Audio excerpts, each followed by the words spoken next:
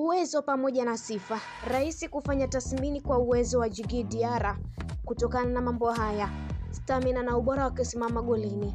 Kuwa na clean sheet nyingi kunadhihirisha kwamba ana reflexes nzuri, uwezo wa kusoma mchezo na kuzuia mashambulizi ya hatari. Kuwa wa kutegemewa mechi kubwa. Mara kadhaa ameonyesha uwezo wa kuokoa jahazi katika mechi zenye pressure kama mechi za CAF na Derby. Hii inaonyesha uwezo wa kiakili na msukosuko wa kiutendaji unaoongezeka. Uongozi wa nyuma na ushirikiano wa ulinzi. Anashirikiana vizuri na beki wake walioko nyuma, usaidizi mkubwa katika kujenga uti wa mgongo wa timu. Teknolojia na footwork nzuri. Taarifa zinaonyesha anaelewa kuchukua hata mpia katika kuanzisha mashambulizi kutoka ulinzi, sio tu kusubiri mlipuko tu.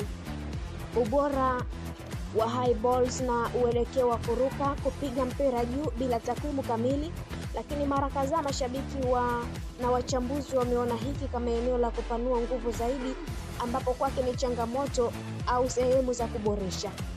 Kuendelea pressure ya mashindano ya kimataifa kama CAF Champions League, mechi hizo zinahitaji mtu asiogope hilo kwa utu wote wa kiakili na kimwili. Kwa upande wa Pempeni Kamara, nguvu na sifa. Amebahatika kupata clean sheet 2024-2025.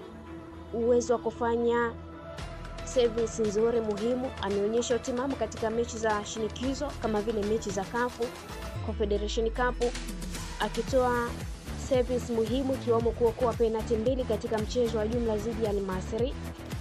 Kujiamini na kuwa namba moja Simba tangu afike.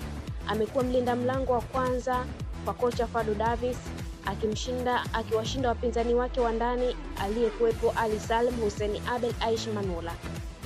Kuwa na ushawishi wa kiutendaji na uongozi nyuma, heshima kwa mawasiliano na beki zake, kuinua morali ya safu ya ulinzi.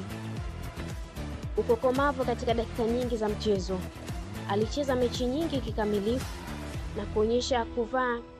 na kuonyesha kujiweka chini ya pressure.